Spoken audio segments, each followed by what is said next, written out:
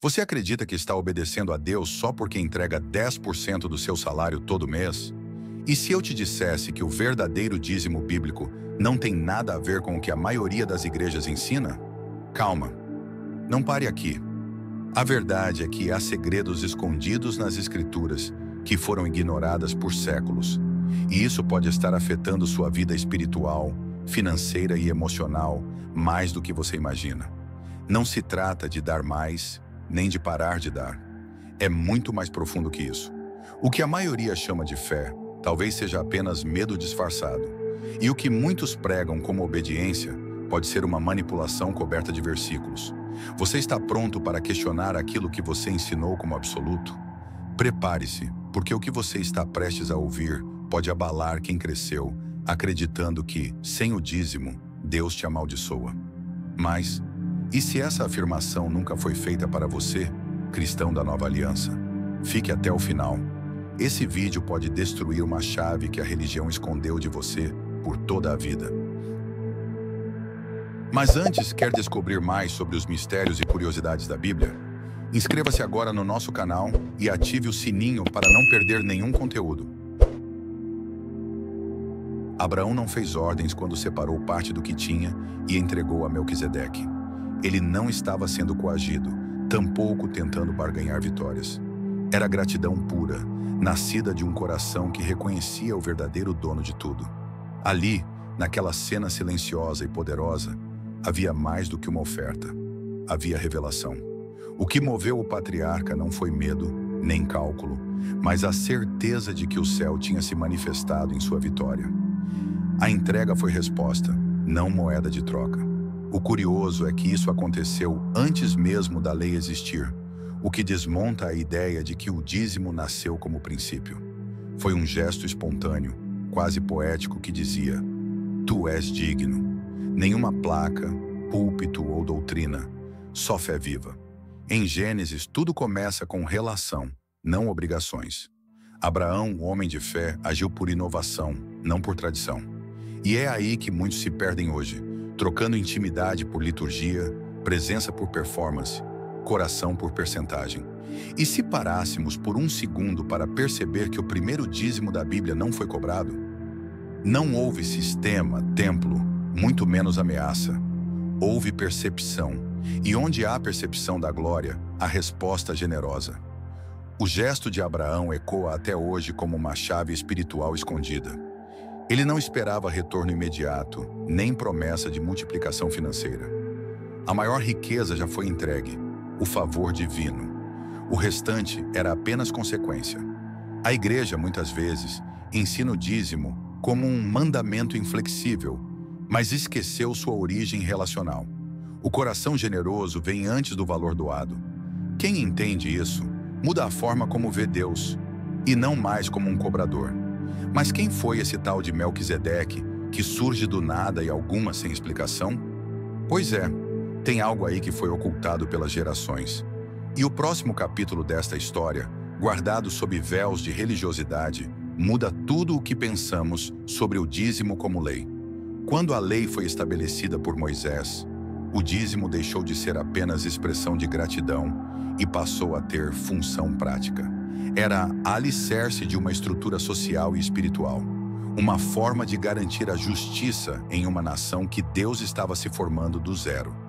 Diferente do que muitos pensam, não havia um único tipo de dízimo.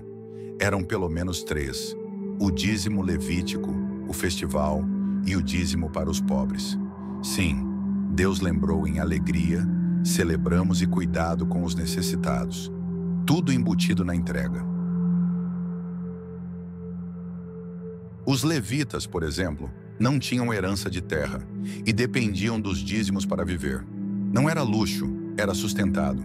Deus mesmo havia separado uma tribo inteira para o serviço do tabernáculo, e o povo deveria mantê-los com honra e consciência.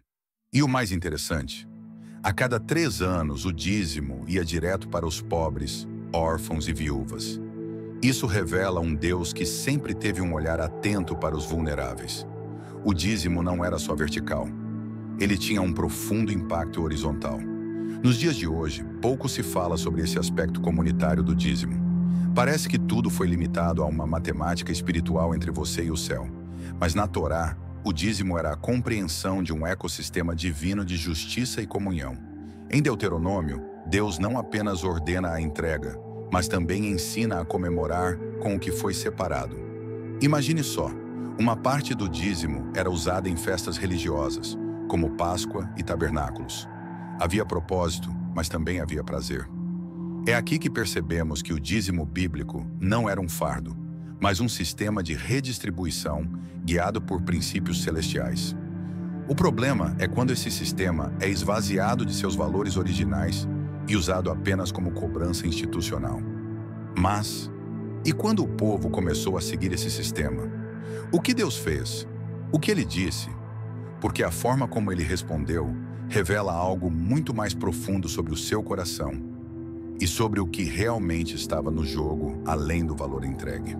Quando o povo deixou de entregar o dízimo, Deus não os confrontou apenas pelo valor, mas pelo que isso revelou sobre o coração deles. Em Malaquias, a crítica não é financeira, é espiritual. Era a ausência de aliança, não de cálculo. Deus nunca precisou de moedas, mas sempre buscou integridade. A negligência com o dízimo era apenas um sintoma de frieza do povo.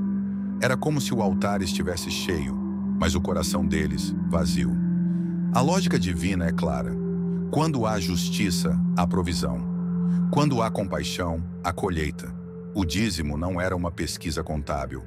Era um reflexo de como cada um via o próximo, via a si mesmo e via Deus. Você percebe que Deus liga o dízimo à justiça? É porque, para ele, a economia do céu nunca se resume a números. Se a necessidade sofre enquanto o templo prospera, algo está fora de ordem. No Antigo Testamento, o dízimo era como uma tabela espiritual. Ele media o grau de compromisso com a justiça e a misericórdia. Deus observa mais o motivo da entrega do que o montante em si. Infelizmente, muitos exercícios modernos perderam esse peso espiritual. Tornaram o dízimo uma cobrança automática, mecânica e desconectada da essência divina. Esqueceram que a matemática de Deus começa pelo coração. O povo de Israel caiu em justiça não por dar pouco, mas por dar sem compaixão, sem verdade. A entrega virou performance e Deus não se agrada de encenações. Ele busca, não parece piedoso. Mas o que acontecia quando líderes religiosos usavam o dízimo para se exaltar? Quando colocavam regras sobre os ombros dos outros, mas se esqueciam do amor e da justiça? A resposta vem com força, nos próprios lábios de Jesus. Jesus não anulou o dízimo, mas expôs sua ocorrência. Ele olhou para os fariseus e disse: "Vocês dão o dízimo até a mentalidade, mas negligência é o mais importante. Justiça, misericórdia e fé." Não era sobre folhas, era sobre essência. O que ele denunciava era a troca da alma por rituais vazios.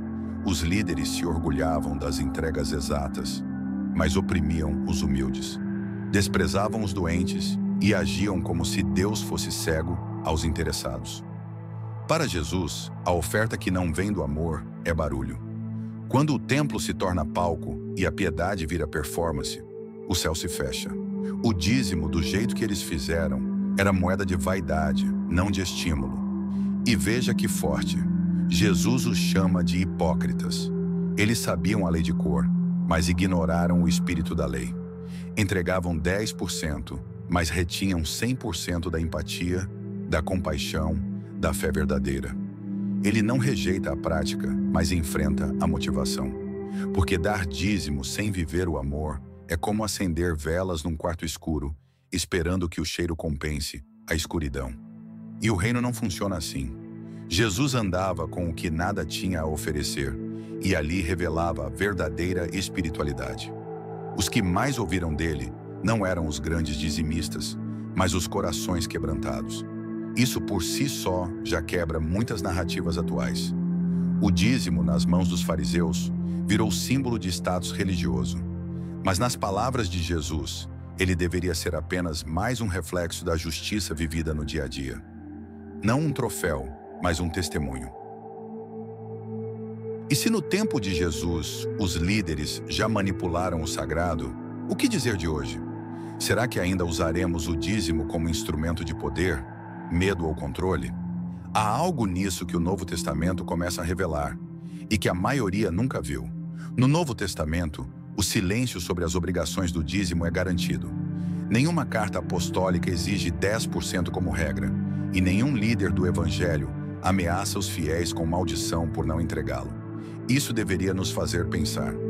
Paulo, mestre em doutrina e zelo, jamais citou o dízimo como condição para a comunhão ou salvação. Ele fala de contribuições livres, alegres, fornecidas, tudo baseado na generosidade voluntária. O coração é o seletivo, não a calculadora. A igreja primitiva era movida por amor, não por percentuais. Vemos irmãos vendendo propriedades, suprindo as necessidades uns dos outros. Isso não era sistema obrigatório, era resposta ao Espírito. Era zelo pelo outro, não zelo pela lei. O problema é que transformamos o que era relacional em uma fórmula. Deus só te abençoa se você der exatamente 10%. Mas Paulo nunca disse isso. Ele disse, cada uma contribuição segundo o propósito no coração. Isso muda tudo. O evangelho que liberta, também liberta da manipulação. Não há barganha na cruz, nem tabela celestial. A nova aliança trouxe outro princípio. O Espírito escreve a lei nos corações, e o amor é o novo imperativo. A contribuição se torna realmente não devida. E mais, quem planta, planta por fé, não por chantagem emocional. O campo fértil agora é o reino e as vidas alcançadas, não o medo de ser amaldiçoado. É curioso notar que, em todo o Novo Testamento, os líderes da igreja eram sustentados sim, mas pela generosidade voluntária do corpo. Não houve coação, havia confiança mútua, havia verdade.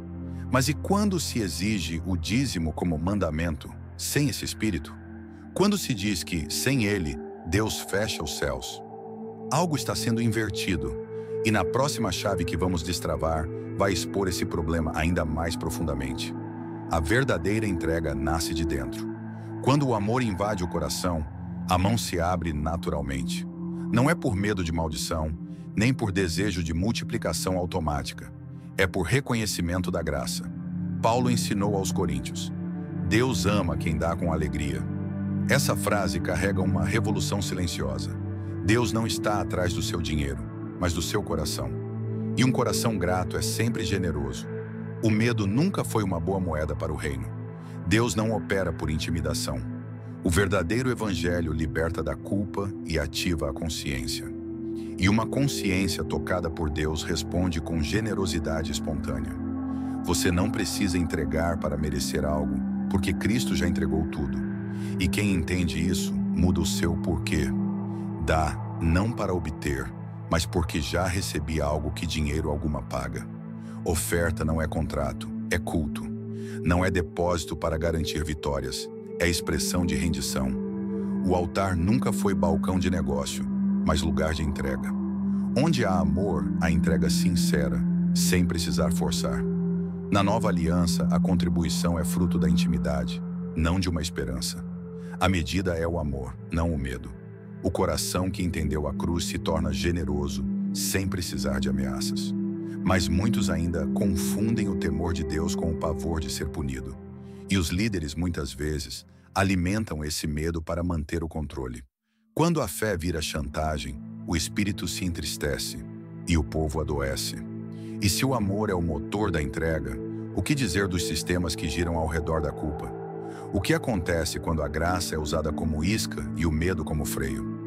A resposta nos leva direto ao centro do problema: o legalismo e a teologia das borboletas. O legalismo transforma o que é graça em cobrança, e a teologia das prosperidades transforma o que é generosidade em investimento. Ambos distorcem o coração do evangelho e contaminam a oferta com motivações tortas. Quando o dízimo é ensinado como um pedágio para a vitória, algo se perde. A entrega deixa de ser voluntária e se torna compulsória, cheia de ansiedade. E onde há medo, não há liberdade. Jesus expulsou os cambistas do templo por uma razão: o sagrado estava sendo comercializado. Hoje, muitos púlpitos ainda funcionam como balcões de troca. Dê e você vai receber 100 vezes mais. Mas será que foi isso que ele ensinou? A profecia bíblica não é um prêmio para quem dá, mas consequência de uma vida alinhada com os princípios do reino. Deus não é investidor da Bolsa Celestial, e fé não é moeda de negociação. O legalismo, por outro lado, veste o evangelho com algemas. Se você não der o dízimo, está roubando a Deus. Mas será que esse texto foi mesmo escrito para a igreja? Ou será que puxaremos o cobertor da antiga aliança para cobrir uma nova realidade? Quando contribuímos por obrigações, nos tornamos escravos do sistema. Quando damos por fé, nos tornamos participantes da missão. A diferença é no espírito que move a entrega, e esse espírito precisa ser livre. O problema da teologia das profecias não é uma riqueza em si, mas uma motivação distorcida. Dar para receber nunca foi o modelo do reino. No reino, damos porque já fizemos progressos, e isso muda tudo. Mas então, como deve ser essa entrega no coração do cristão? Como viver uma vida de entrega total, sem cair nas armadilhas da manipulação e sem perder a sensibilidade espiritual? A resposta está na próxima e última revelação. A nova aliança nos chama para algo muito mais profundo do que entregar uma percentagem. É uma vida inteira no altar. Não apenas o bolso, mas o tempo, os dons, os sonhos, os passos. Tudo consagrado. Em Romanos, Paulo diz: apresentem seus corpos como sacrifício vivo. Ou seja, uma oferta mais preciosa não é material, é existencial. Deus quer o todo, não apenas a parte que calculamos com base no salário. O problema não é dar um pouco, é viver pela metade. Muitos ofertam com dinheiro, mas retêm o perdão, o serviço, a obediência. A verdadeira entrega é integral e não se limita aos envelopes. Jesus olhou para uma viúva e viu mais valor em 2 moedas do que nas sacolas dos ricos. Por quê? Porque ela entregou com o coração, com tudo o que tinha. Não era sobre o quanto, mas sobre o quanto aquilo a tocava. A lógica do reino é inversa. Quem perde a vida, encontra. Quem entrega tudo, recebe o que o dinheiro não pode comprar. A verdadeira prosperidade começa quando largamos o controle e confiamos totalmente. Esse convite é radical. Deus não está pedindo só o dízimo, está chamando para uma vida rendida. Uma vida onde a generosidade é apenas um reflexo da fé viva, do amor real e da obediência prática. O cristão não vive de porcentagens, vive de direção. Ele dá quando o Espírito toca, serve quando vê a necessidade e caminha com leveza. Porque sabe que tudo o que tem e é, pertence ao Pai. Mas será que a igreja moderna está ensinando isso? Será que estamos formando discípulos ou consumidores espirituais? Talvez a grande pergunta não seja quanto você dá, mas quem você está se tornando. Muito obrigado por acompanhar esse vídeo e por se juntar a nós nessa linda jornada pelas histórias da Bíblia. Se você se sentiu tocado e inspirado, inscreva-se no canal para receber mais conteúdos que aprofundam nossa fé e espiritualidade. Não se esqueça de deixar seu like, comentar e compartilhar esse vídeo com quem também busca inspiração divina. Que Deus te abençoe.